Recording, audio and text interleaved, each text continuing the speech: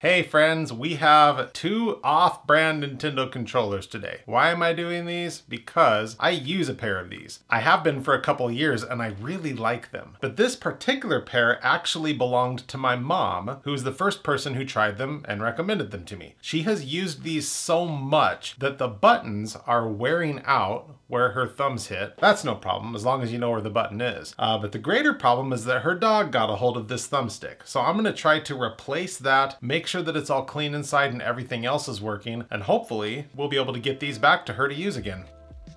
All right, so we're gonna start here looking at the left-hand side controller, and nothing that needs to be replaced here, but we are gonna clean it. The right-hand side here, we're gonna also take apart to clean and replace this cap that goes on this joystick.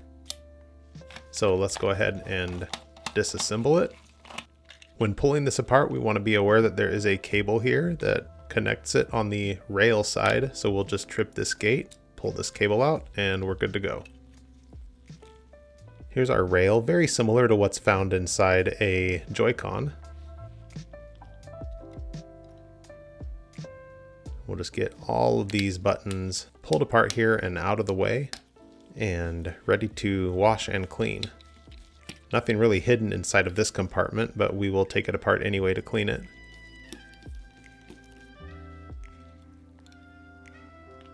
Here is the one thing we are not going to disassemble. There's a screw here for this locking mechanism, and we'll just leave that together. So let's pull our Z button here, as well as this little housing unit off, and then we can actually get to our motherboard.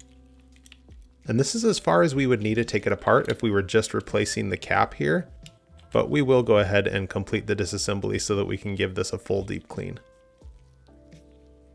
There we have this board, and the cap just pulls straight off like this, and we can clean down inside of there and replace the cap if we want to. We will replace this one even though it's good because we want to make them both match, and I have black replacement caps. We'll just continue to take this apart. Here's the second board inside of this left side controller. We do want to be careful when pulling this silicone off here because it's attached with these little tabs here that can tear if you're not being careful. But we got that off no problem this time. We'll just continue to get all of these buttons out of the way, and I think we should move on to our right side controller. Pretty much the same disassembly, though there are a few differences based on what's on the inside. We once again want to be careful with this cable. And similar to the other side rail, we will only take that apart to this point. Get that out of the way. Pull the rest of these buttons and housing pieces off, and then we can get to this board. And that doesn't attach to anything, so we can just remove it, and we have our chewed up cap out of the way, the rest of our buttons. And there's a smaller secondary board inside of this one that we will remove that's hiding those buttons. Just like on the other side, there are some light diffusers here that we will just poke very carefully out of the way, and then we can give it a more thorough deep clean. So I made a big mistake when I was recording this. I have been experimenting with a new camera setup, which if you've been watching my videos, you're aware of that. This was actually the first video that I recorded with the new camera setup, and we've kind of been sitting on this footage for about a month and a half now. But as I was getting used to my new setup, which required a button to be pushed in order to turn my microphone on each time I used it, whereas my old setting didn't require that, so I forgot to turn my microphone on, and I know that's absolutely a crime because the best part of these videos is listening to the sounds of the stirring of the water and the scrubbing of the parts with the paintbrush and the makeup brushes. What a bummer.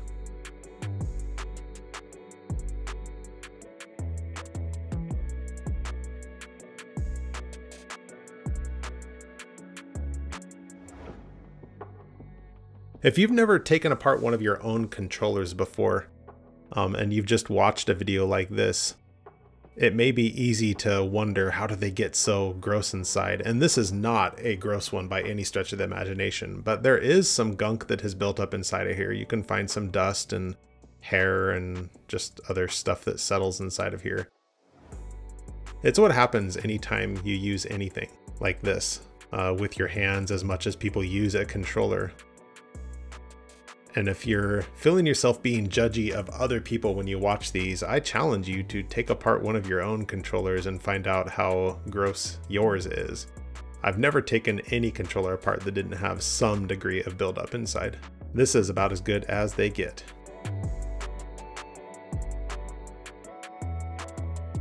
Also, if you've never done a project like this before, of any kind of electronics restoration but are interested in it, I would recommend Nintendo Switch brand controllers as a good starting point. Not the Joy-Cons, they're a little bit smaller and more difficult to work with, but the Pro controller or an off-brand controller like these Hori controllers, really good places to kind of get your feet wet, so to speak, in disassembly and cleaning without needing to do repair or soldering or anything too technical. We'll use our IPA with our makeup brush here and just kind of do a surface clean.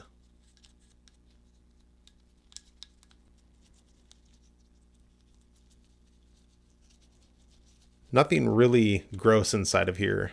There was no pop spilled inside or coffee or anything. No bugs.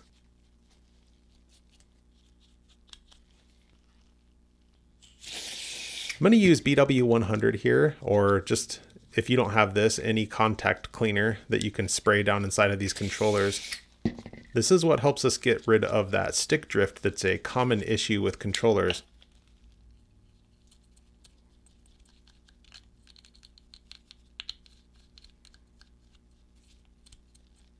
If you're not familiar with the stick drift issue, it's where debris kind of gets down inside of that mechanism with all of these sensors that help determine and know what you're trying to do and what directions and with how much sensitivity you're pushing the joystick in any given direction. And when stuff gets down inside of there, those sensors can kind of start to go wonky. And they may put inputs in there like you're just ever so slightly trying to walk to the right or left, or move it to the right or left, or steer your car to the right or left or up or down when you're actually not doing anything, which makes it kind of difficult to play some games with a lot of precision. But using that BW100 or contact cleaner down inside of here is a really great way to a lot of times kind of rinse out and safely wash that stuff away so that your sensors start to read again correctly.